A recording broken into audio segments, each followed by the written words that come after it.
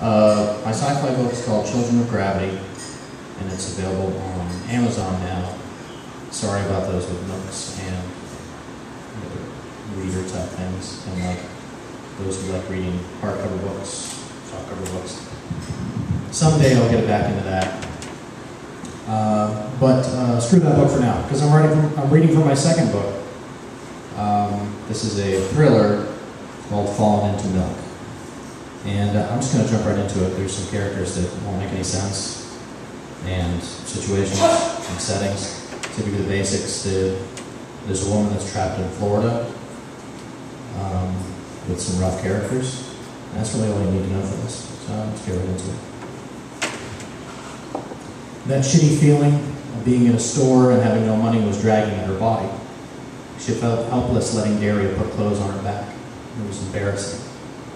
Mia reminded herself that she was in trouble and it was okay to accept help. Unfortunately, her host had one more thing to hold over her head, completing the desperation: food, clothing, and shelter. That was one of the worst days. That day, that Sunday, estranged in a strange land, tagging along behind Daria like her overgrown and dumb child, shuffling her feet to the rhythm of a thick blood heartbeat and water-breathing breaths. And she didn't stick out, so sore-thumbed girl in the deforested strip mall Graceland on the county line. That was one of the worst days. Mia could feel her mortality right through her shoes. If she died that angry summer, her name would go with her. She would be a family ending. No one to hand her hand-me-downs to. Keep quiet in the car, everything will be all right, she told herself. Mia agreed with Daria with what she said and laughed and seemed interested. She clothed me, she put shoes on her feet, and at noon everyone was in lines at the food court, filing into metal chairs set up in a rectangle, then scattering into the shops. And this kind of thing never stopped. Every day it happened all over the world. When they left, she was dizzy with the realization of the simplicity of it all. Sadness is something you could cover, something you could smother with store-bought style and artificial flavors, until all that was left was your skeleton, wearing whatever was on sale. A good man is hard to find. I know it's the truth. I've been there, Daria said. She wasn't sober enough to drive. Fishbowl margaritas were operating the mountain-sized vehicle. Red lights and speed limits be damned. A new Southern Belle was riding Highway 50 with a vengeful grip on the wheel, and the Sunshine State was bleaching her blonde hair concrete gray. Like getting nowhere fast in traffic, she had a stop-and-go life. Living life inches at a time and no need for a turn signal. God was embedded in the metal of the drivetrain. He was tanned into the leather seats. He was nudging the planet like a pinball table to keep Daria and Mia on the road. I married Jacob when it was raining. It rained on our wedding day. It's supposed to rain at funerals. Think about that. You get through high school and some college and you think the rest is a breeze. Daria rubbed her eyes. She fumbled with her cigarettes and Mia got one out of her purse for her. Daria looked at her passenger with a questioning look. Hey, do you have any idea what I'm talking about? Mia, clutching the door handle firmly, kept her eyes on the road, trying to steer the car with her mind. The Jesus fish on the back of the SUV hung on for dear life. The race ended when Daria pulled into a gas station. You've had a pretty hard time this last month. How do you keep it together? Daria asked Mia. Mia sighed inside her mouth. I'm just thankful for the help, she answered honestly. I got news for you, Daria slurred as she tugged at a rum-filled Slurpee. You're no prize. You walk around like you're better than this. You ain't. You aren't smarter, not clever. You're just a northerner with a fat lip full of shit. You want to say but are afraid to get hit. You think I won't? We know how to get someone straight around here. We don't need people giving us those sour looks, those bitter looks you give when you don't approve of something. Well, listen here. No one gives two shits about what you approve of. So keep your sour shit to yourself from now on and maybe we can get along. Mia closed her eyes. There was murder in it. She shook it off and pushed it down. She looked at the floor mats and nodded in subservience. Her lips quivered. Her eyes threatened to flood. Instead, she pushed it down and blinked once. She looked at Daria, whose face was aged vitriol, contorted with gleeful, venom-spitting semblance. Her eyes a light. She wanted to fight, physically fight, but Mia declined.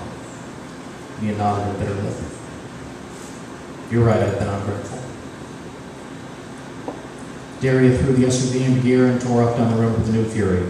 She ran stop signs and sped too fast to control the vehicle. Instead of latching onto the door handle as Mia had been doing, she put her hands in her lap. She wished for the worst. She asked the universe to do her a little favor, to tip the SUV and send them both to a violent death. Jacob looked out at the sea. His neck was killing him. The arches of the seat burned from crouching down for hours on a bank roof. Jacob looked out at the sea and followed the sharp divide between ocean and air, left to right with his eyes. He rubbed his watch wrist. The sun behind him sent a shadow into the surf. It's not what it looks like, he mumbled to himself. He was thinking of a time months ago when Daria caught him with a woman. He was going over the incident in his mind involuntarily. It's not what it looks like, Jacob said, clearer and louder, the wind and water drowning out his words. He invited the woman, Clara, over to look at redoing their wallpaper, but he had other things in mind. Daria walked in right when he was about to slip off his wedding ring. The fight after that lasted weeks, and Daria never looked at another woman Jacob never looked at another woman in Daria's presence. Just a misunderstanding, Jacob explained to the sea. Jacob shook his head and found himself outside a biker bar on the interstate. He didn't know how he got there. He surmised that he was just drunk enough to black out, and either his will or God got him safely to his destination. Jacob got out of his truck, stumbled a bit, and found himself at the bar. He didn't remember walking through the double doors, but it just had happened. The useless parts of the memory were being left out. Jacob shrugged and ordered a pitcher of domestic for himself. A few hours later, Jacob was back home, kneeling beneath his porch light, fumbling with his keys. He looked down and there was blood on his shirt cuffs, a few wayward drops. He eyed the blood with unfocused eyes and felt his wrists and arms and neck full wounds. He let out a frightened sigh. It's not what it looks like. Jacob began to cry a little. He cried into his shirt sleeve and inhaled sharply to stifle it. He was talking to himself and it scared him. He dropped his keys and slumped on the porch steps. The memory of Clara, the woman he was caught with, was replayed. He could see her hips turn the corner into his living room, swing ever so slightly in a gesturing manner, the come-hither dance that made him glide after her. He saw her reach up the wall, feeling the rough paint. He watched her dress fold and flatten by the weight of the air pressing down from the ceiling fan. Jacob's eyes followed her curves from top to bottom. He pressed his palms into her stomach. Running his hands from side to side, he grasped her waist and pulled himself closer. His large hands spread out. He could feel her ribs with his thumbs, and he could hook her panties with his pinkies. Her breath and hair splashed against him hard. They hit the couch like a truck, and their lips and her folded, like they were made for no other purpose. She said to Jacob, "We have to look at the bigger picture."